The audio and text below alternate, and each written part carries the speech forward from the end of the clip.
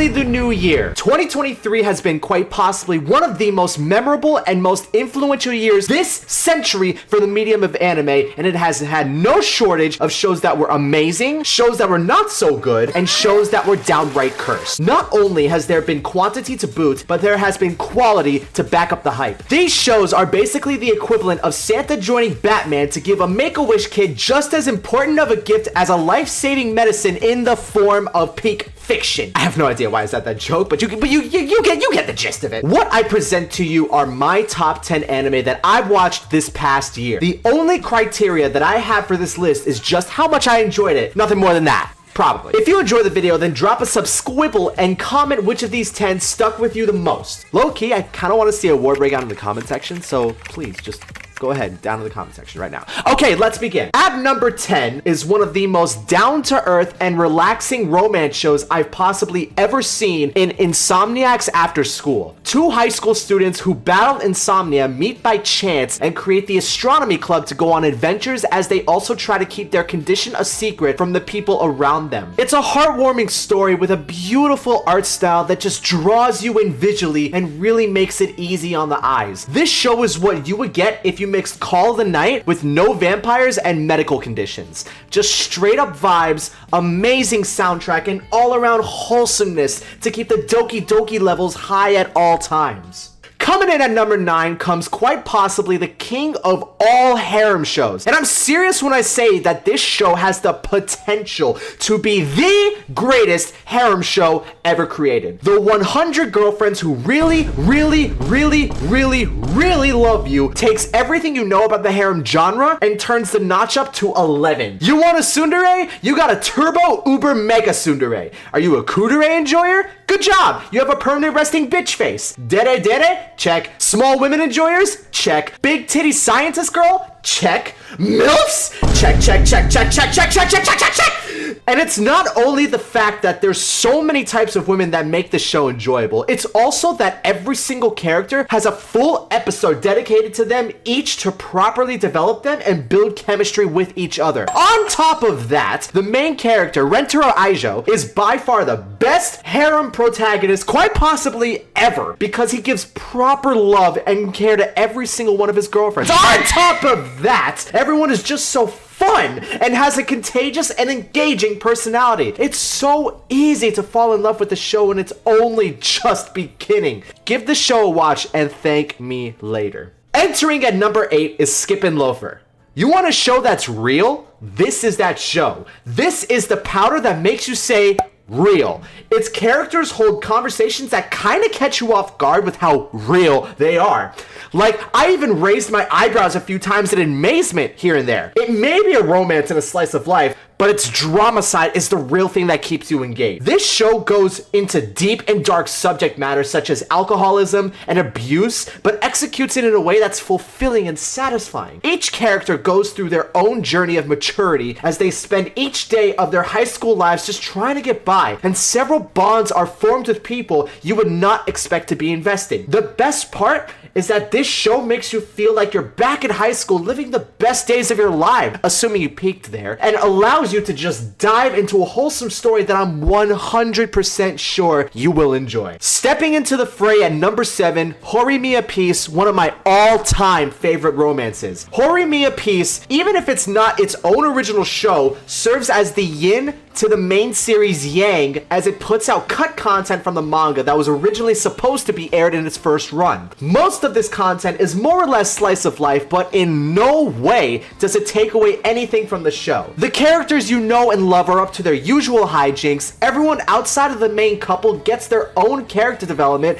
and some new bonds are formed that didn't appear in the main show. The soundtrack is still a banger, all of the personalities are still just as engaging, if not more, and its comedy still holds up. Even though the main series remains an all-time classic, I'd be lying if I didn't say that watching this show made for a satisfying conclusion to the series as a whole. Also, as a side note, I give major props to the guy that was able to take each and every Horimiya scene and place it in the chronological order in its own wiki page. So if you want to give yourself a little laugh, try watching it that way and let me know how your experience experiences turned out. Inserting itself into number 6 and running away from 7 because it ate 9, Undead Unluck meets and blows the hype out of the water with its explosive entrance and first episode. The studio behind it, David Production, the same studio behind the JoJo's Bizarre Adventure franchise, has come back around to deliver a heart-pounding, emotional roller coaster ride of the year. God, I sound like one of those movie reviewers. Its art style and art quality are absolutely top-notch. The main characters, Fuko and Andy, have a dynamic chemistry as the show progresses, making it kind of heartwarming to watch. I mean, when you look at them, you just know that they're made for each other.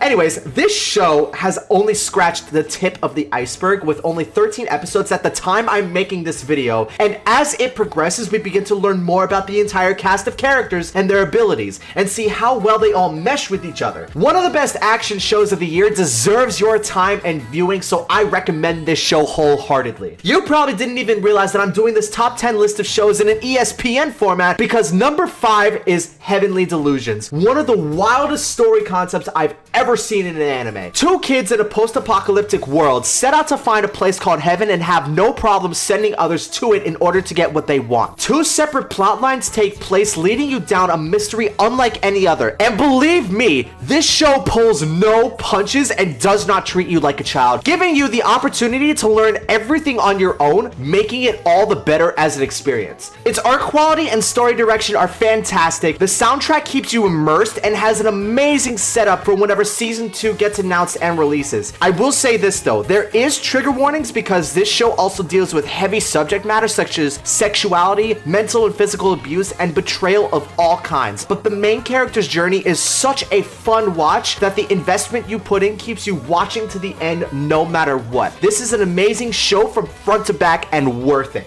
Now we're entering the territory of what absolutely deserves to be Anime of the Year material. Any one of these shows could be chosen and there wouldn't be any argument one way or the other. These shows are the best in the industry right now and can be left in the minds and hearts of many an audience member for years to come. The only problem is that you guys might get mad at me with my selection. In fourth place, I'm going to give you a hint to see if you guys can predict what I've chosen, and if you do, you guys can have the rest of my cheese collection in my fridge. Ready? Here it is. Fingers. Jujutsu Kaisen takes the number 4 spot, which is mighty impressive if you ask me, considering how good the Shibuya arc and the flashback arc have been. Its animation is stunning and beautiful. The fights are truly one of a kind, and it's just overall an edge of your seat, balls to the wall, all these bitches crawl show that has the ability to drop your jaw at any point. Sukuna is back and better than ever. Gojo is terrifying as always, and Itadori still doesn't know left to right and right from wrong, and god damn it, it makes for an epic thrill ride. The fact that it's only number 4 on this list may be a crime within itself by calling it underrated, but it speaks to how impressive and immersive the next 3 shows on this list truly are. We've entered the top 3. The bronze medal is going to be given out to one of the most well thought out, historically inspired, fleshed out stories in modern anime history. Vinland Saga takes everything we've known from season 1, mixes and mashes it into something new and risky, and churns out a downright roller coaster within a masterpiece. From killing and pillaging to farming and disarming, Thorfinn undergoes a form of maturing and acceptance, along with making a new friend for the first time in Einar, while living under dire conditions in the hopes that he can earn his freedom again one day. It may have turned into a slow burner this season, but 24 episodes for season 2 was everything it needed and then some to wrap up the arc with a nice little bow. Thorfinn has cemented his place as one of the best protagonists in recent memory and possibly all time, and I'm so excited to see where season 3 takes us. There's a reason why they call second the best and not the third with the hairy chest. Frieren, Beyond Journey's End, represents the breathing of new life that was desperately needed for the fantasy genre. Following a near immortal elf named Frieren, this story takes place after the demon lord of this universe was defeated. Filled with regret due to not getting to know her former party and friends more, Frieren takes a new party on a 10-year journey to go visit her old master and makes new memories and stories along the way. This story is is beautiful and deep and could turn up the emotions and tears meter to an 11 at any point. In addition to that, its animation is stellar. Every frame has so much care and passion poured into it. Like, you could tell that these animators put all of their love for the show, and it's apparent. Frieren is a perfect mix of relaxing, intense, and comedic, and each one of those labels only adds to the show as a whole. It's an example of the whole being more than the sum of its parts. This was ultimately the hardest decision that I had to make, but I only feel that it's right that Frieren is number 2 because this next show takes the top spot. And now the moment you've all been waiting for.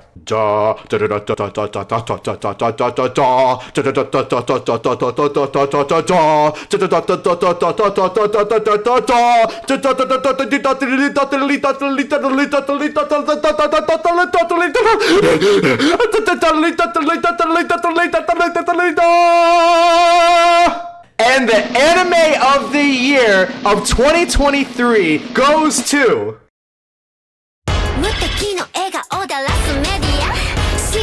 From the feature-length film that was episode 1, this reincarnation revenge story is my pick for anime of the year. From suspense to mystery to comedy, Oshinoko has it all and does it the best. Every single character is compelling as hell, with a story that ropes you in like a cowboy, and considering it was made by the same guy that wrote Kaguya-sama, it understandably had a lot of expectations to meet, and god damn it, did it meet those expectations. If it weren't for 100 Girlfriends, this would also be my pick for Waifu Wars of the Year. Still can't decide if Kana or Memcho for Best Girl. If I were to recommend anything for this show, go into the first episode blind, because you'll be in for a thrill ride and you will understand why this show inspired me to want to be an actor as well. We're only 12 episodes deep, but I'm already calling this show my only 10 out of 10 this year, and it is so absolutely well deserving of the title. Congratulations, Oshinoko, on being my pick for Anime of the Year.